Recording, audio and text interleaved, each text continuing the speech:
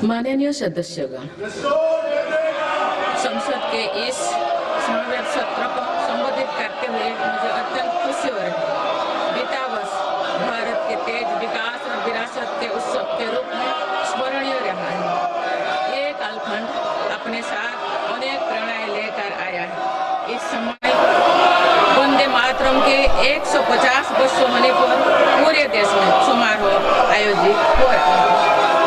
सभी देशवासी इस महान प्रेरणा के लिए ऋषि बंकिम चंद्र चट्टोपाध्याय जी को नमन कर रहे हैं। मैं आप सभी संसद सदस्यों को बधाई देती हूं कि इस पूर्ण अवसर पर संसद में विशेष चर्चा का आयोजन किया गया है। माननीय सदस्यगण, इसी दौरान देशवासियों ने श्री गुरु तेग बहादुर जी का 350 शहीद दिवस पर्व पूरी श्रद्धा के साथ मनाया। भगवान बिरसा मुंडा के 150 जन्म जयंती वर्ष के दौरान देश ने उन्हें श्रद्धांजलि दी और आदिवासी समाज के योगदान को याद किया। सरदार पटेल की 150वीं जन्म जयंती से जुड़े आयोजन ने एक भारत श्रेष्ठ भारत के भाव को मजबूत दी। सभी देशवासी इस बात के भी साक्षी बने कि कैसे भारत रत्न भूपेन हजारिका की जन्म शताब्दी के समारोह सूर और देश का एकता के भाव से भर दिया गया है। जब देशवासी अतीत के ऐसे महान पड़ावों और अपने पूर्वजों के महान योगदान को याद करते हैं तो नई पीढ़ी के प्रेरणा मिलती है। ये प्रेरणा विकसित भारत के और हमारी यात्रा के ओर गति देती है।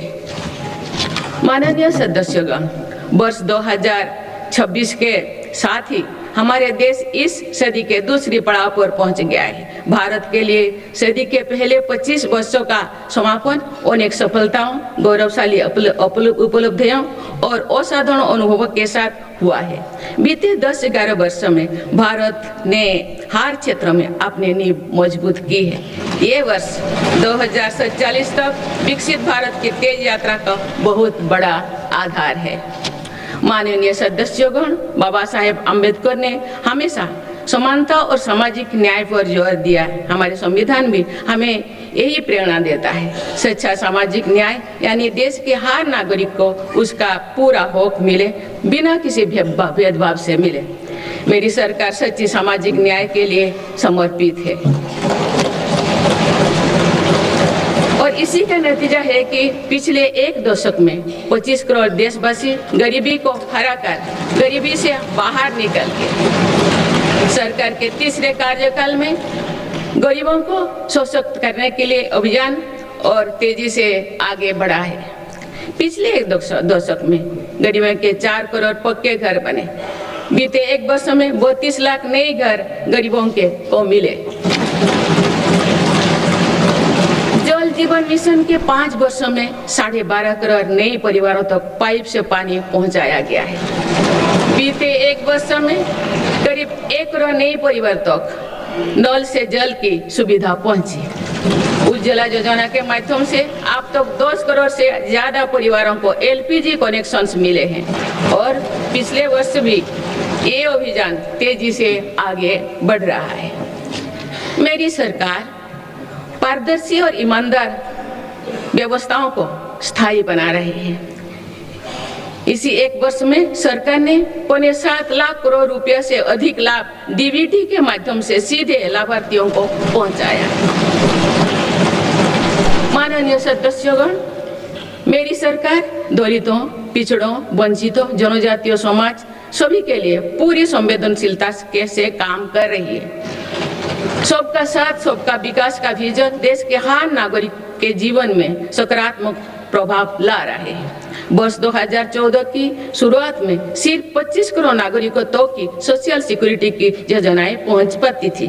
सरकार के प्रयासों में निरंतरता की वजह से आज करीब 95 करोड़ भारतीयों को सोशल सिक्योरिटी का कवच मिला है। गरीब मरीजों के लिए प्रारंभ की गई आयुष्मान भारत योजना से बीते वर्ष तक देश भर के अस्पतालों में 11 करोड़ से अधिक मुफ्त इलाज किए जा चुके हैं। इस योजना के तहत बीते वर्ष 2.5 करोड़ गरीबों के मुफ्त इलाज मिला है। बीते लगभग 1.5 वर्षों में करीब 1 करोड़ बुजुर्गों को वय वंदना कार्ड जारी किए गए हैं। इनकी मदद से करीब 8 लाख बुजुर्गों ने अस्पतालों में भर्ती रहते हुए अपना मुफ्त इलाज कराया है।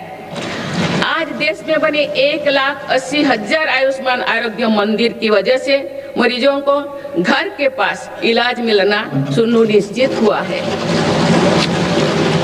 मेरी सरकार ने बड़ी बीमारियों के खिलाफ निर्णायक लड़ाई लड़ी है। सिकल सेल एनीमिया उन्मूलन मिशन में 6.5 करोड़ से अधिक नागरिकों का स्क्रीनिंग की गई है। इससे कई जनजातीय इलाकों में इस बीमारी को रोकने में मदद मिली है। मिशन मोड में चलाए जाए गए अभियानों के कारण जापानी इंसेफेलाइटिस जैसे बीमारियों पर प्रभावी नियंत्रण पाया गया है। उत्तर प्रदेश के कई पिछड़े इलाके ग्रामीण क्षेत्रों में इस रोग की प्रभावी रोकथाम सुनिश्चित हुई है। ये गर्व की बात है कि विश्व स्वास्थ्य संगठन में भारत को आंखों का संक्रमण ट्राइकोमा से मुक्त घोषित कर दिया है। मेरी सरकार हर नागरिक को बीमा सुरक्षा देने के लिए भी प्रतिबद्ध है। प्रधानमंत्री जीवन ज्योति बीमा योजना और पीएम सुरक्षा बीमा योजना की इसमें बड़ी भूमिका है। इन योजनाओं से करोड़ों जरूरतमंद नागरिकों को बीमा कवरेज मिला है। इनके तहत 24,000 करोड़ रुपया से अधिक का क्लेम भी दिया गया है। ये योजनाएं संकट के समय करोड़ों गरीबों का संबल बनी है। माननीय सदस्यगण, मुझे ये देखकर संतोष है कि आज देश के युवा, किसान, श्रमिक और उद्यमी विकसित भारत के निर्माण में अपनी भूमिका का लगातार विस्तार कर रहे हैं। बीते वर्ष के उत्साहवर्धक आंकड़े इसका प्रमाण है।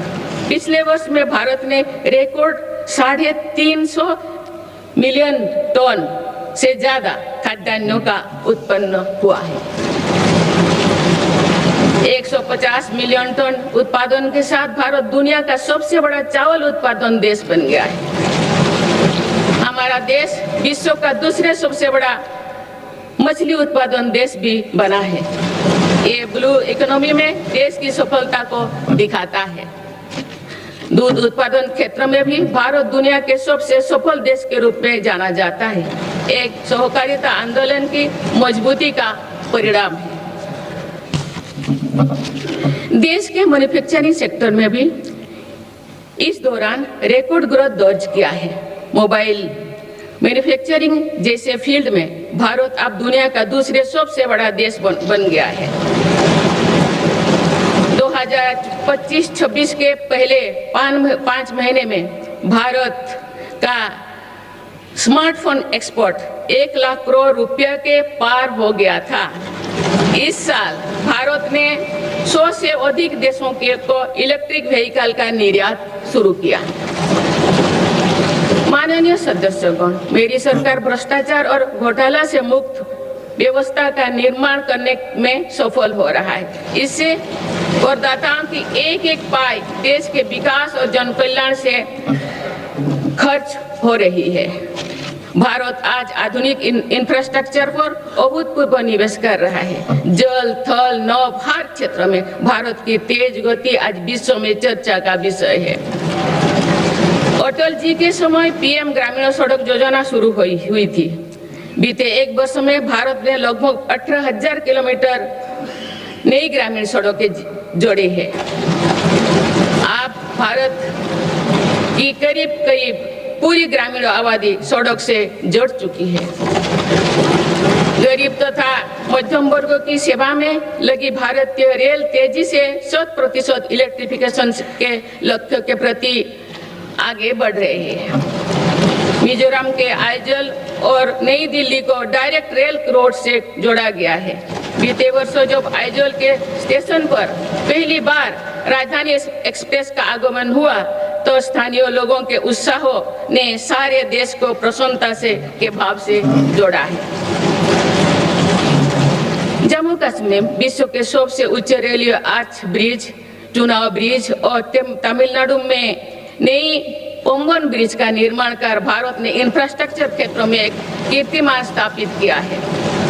आज जम्मू कश्मीर से केरल तक 150 से ज्यादा वंदे भारत ट्रेनों का नेटवर्क खड़ा हो चुका है। कुछ दिन पूर्व ही वंदे भारत ट्रेनों के नई पीढ़ी का पदार्पण हुआ है। बंगाल से असम के बीच वंदे भारत स्लीपर ट्रेनों की शुरुआत भारत की रेल प्रगति की नई उपलब्धि है।